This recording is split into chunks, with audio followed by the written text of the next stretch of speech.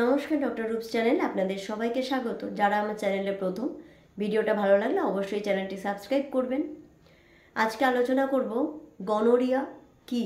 যোনিপথে ঘা, ফুসকুড়ি, চুলকানি বা জরায়ুর দ্বারে ঘা, ব্যথাযুক্ত ফুসকুড়ি, এগুলোর কারণ কি? গনোরিয়া রোগে কি হতে পারে, এর চিকিৎসা কি, কিভাবে থাকলে এই রোগ থেকে বেঁচে থাকা সম্ভব, আজকে এই সব কিছু নিয়ে আলোচনা করব। তাহলে ভিডিওটা শুরু করছি।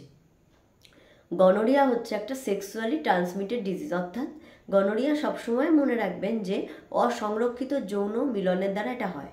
মানে ধরুন এমন কোনো পুরুষ বা মহিলার এই রোগটা হয়ে আছে, তার সাথে যদি অসংরক্ষিত যৌন মিলন করা হয় তাহলে তার থেকে অবশ্যই ছড়িয়ে পড়ে খুব সহজে। আর এই রোগটা কি না, এটা একটা ব্যাকটেরিয়াল ইনফেকশান। একটা ব্যাকটেরিয়া আছে নিজেরিয়া গনোরি, এই ব্যাকটেরিয়ার আক্রমণের কারণে এই গনোরিয়া রোগটা হয়। এবং এই গনোরিয়া রোগ কিন্তু মেয়েদের এবং ছেলেদের দুজনেরই হতে পারে। না কাদের হয় এবং কেন হয়? এই ব্যাকটেরিয়াল ইনফেকশানের জন্য হচ্ছে, ছেলে মেয়ে প্রত্যেকেরই হতে পারে এবং ইয়ং এজে হয়, অর্থাৎ 40 বছরের নিচে হয়। যারা অনেকবার বা বারবার অসংরক্ষিত যৌন মিলন করছে তাদের হতে পারে, অনেকের সাথে যৌন মিলন করছে তাদের ক্ষেত্রে হতে পারে, নোংরাভাবে থাকছে, অপরিষ্কারভাবে থাকছে তাদের হতে পারে, যাদের যোনিপথে, মহিলাদের ক্ষেত্রে যোনিপথে বারবার ফুসকুড়ি হচ্ছে, ঘা হচ্ছে, ব্যথা হচ্ছে, চুলকাচ্ছে, অনেকেরই হয়ে থাকে। সেটা আপনারা হয়তো চিকিৎসা করাচ্ছেন না, সেখান থেকে হতে পারে। এবং যাদের সুগার রয়েছে তাদের কিন্তু প্রচণ্ড পরিমাণটা বেশি।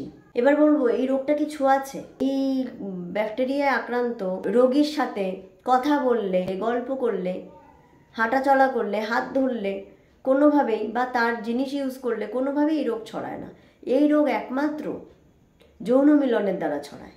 তাই যদি কাউর এই রোগ হয়ে থাকে তাহলে যৌন মিলন যদি আপনি প্রোটেকশন ছাড়া করেন তবেই একমাত্র এই রোগ একজনের থেকে একজনের হতে পারে।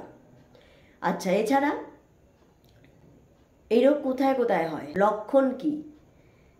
প্রথমত যোনিপথে হয়, জরায়ুর ধারে হয়, ছেলেদের ক্ষেত্রে মূত্র নালীতে হয়, এছাড়া মুখে হয়ে থাকে, ঠোঁটে হয়ে থাকে, গলায় হয়ে থাকে, অনেক সময় চোখে হয়ে থাকে। রেয়ার, মেনলি এই রোগটা কিন্তু ওই মেয়েদের ক্ষেত্রে যোনিপথে বা জরায়ুর ধারে, আর ছেলেদের ক্ষেত্রে মূত্রনালী হয়ে থাকে। লক্ষণ কি? প্রথমে মনে রাখতে হবে যে যোনিপথে বা জরায়ুতে প্রচণ্ড ব্যথা, হাত দিলে ব্যথা করছে, ফুসকুড়ির মতন হয়ে আছে, বা সাদা ঘায়ের মতন হয়ে আছে, আলসার টাইপের হয়ে আছে, ব্যথা হয়ে আছে, সেটা কিন্তু আপনার গনোরিয়া হতে পারে।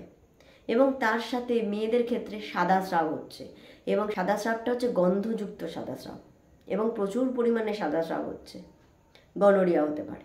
ছেলেদের ক্ষেত্রে বাথরুম করার সময় ব্যথা করছে প্রচণ্ড, সেক্ষেত্রে হতে পারে। এছাড়া উভয়ের ক্ষেত্রেই যৌন মিলনের সময় কিন্তু ব্যথা করবে, সবই এই গনোরিয়ার লক্ষণ। এছাড়া পুঁজ বেরোচ্ছে সেই ঘায়ের থেকে, হতে পারে। পেটে ব্যথা, তলপেটে ব্যথা করছে। আর যে কোনো ব্যাকটেরিয়াল ইনফেকশন যদি আপনার হয়ে থাকে তাহলে কি হয়, জ্বর জ্বর হতে পারে, শরীর দুর্বল হতে পারে। এগুলো আলাদা আলাদা লক্ষণ প্রকাশ করতে পারে। মনে রাখতে হবে, এই রোগ একবার হলে কিন্তু বারবার হওয়ার সম্ভাবনা থাকে, তাই সতর্কতা নিতেই হবে। কিভাবে বুঝবেন যে গনোরিয়া এই রোগটা হয়েছে?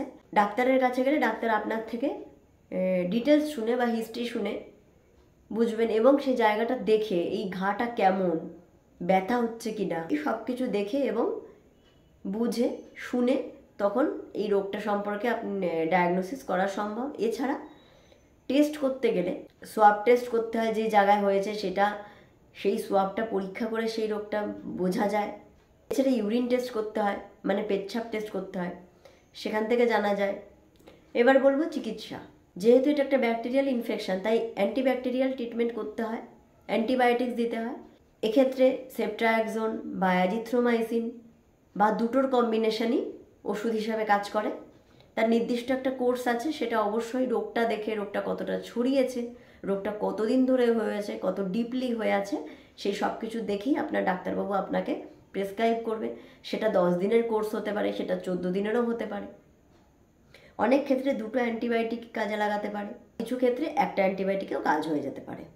এবার বলবো কিভাবে থাকলে গনোরিয়া থেকে দূরে থাকা সম্ভব বা কিভাবে থাকলে ভালো থাকা যায়। এই রোগ হলে মনে রাখতে হবে যে কখনোই প্রোটেকশন ছাড়া বা অসংরক্ষিত যৌন মিলন করা যাবে না। বা ধরুন হাজব্যান্ড ওয়াইফের মধ্যে কাউর পেচ্ছাপের দ্বারে বা জরায়ুতে বা যোনিপথে কোথাও ফুসকুড়ি হয়েছে, ব্যথা আছে বা প্রচণ্ড সাদাস্রাব হচ্ছে কোনো মহিলার, সেক্ষেত্রে যৌন মিলন বন্ধ রাখতে হবে বা অবশ্যই প্রোটেকশন নিয়ে যৌন মিলন করতে হবে। কারণ যে কোনো রকমের ঘা, আলসার, ব্যথা, ফুসকুড়ি সেগুলো কিন্তু এই গনোরিয়া হতে পারে। এবং আর একটা কথা এখানে বলে দিই যে গনোরিয়া হলে এর সাথে কিন্তু আরও নানা রকমের রোগ একসাথে হতে পারে। অর্থাৎ যাদের গনোরিয়া হচ্ছে তাদের হারপিসও হতে পারে, তাদের ক্ল্যামাইডিয়া হতে পারে, তাদের ফাঙ্গাল ইনফেকশনও হতে পারে যৌনাঙ্গে। এগুলো কিন্তু একসাথে হওয়ার সম্ভাবনাটা অনেকটা বেশি থাকে। বারবার অসংরক্ষিত যৌন সম্পর্ক এড়িয়ে চলতে হবে এবং যৌনাঙ্গ, যোনিপথ, জরায়ুদ্ধার পরিষ্কার রাখতে হবে, মেনে চলতে হবে। এবং সব থেকে বড় কথা, অনেকেই এইসব জায়গায় কিছু হলে লজ্জা পান ডাক্তারের কাছে যেতে।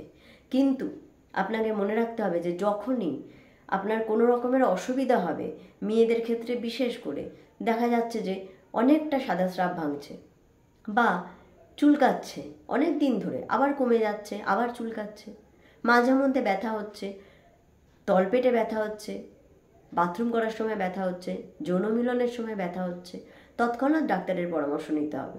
কারণ এই যে কোনো কিছুই কিন্তু এই রোগ তৈরি করতে পারে। এই রোগ যদি অনেক দিন ধরে থেকে যায় তাহলে কিন্তু বারবার হওয়ার সম্ভাবনা থাকে। তাই যত জলদি সম্ভব চিকিৎসা করাতে হবে। তাহলে আশা করছি আজকের ভিডিওটা যথেষ্ট উপকারী ছিল। অন্য ভিডিও নিয়ে আবার দেখা হবে। ধন্যবাদ।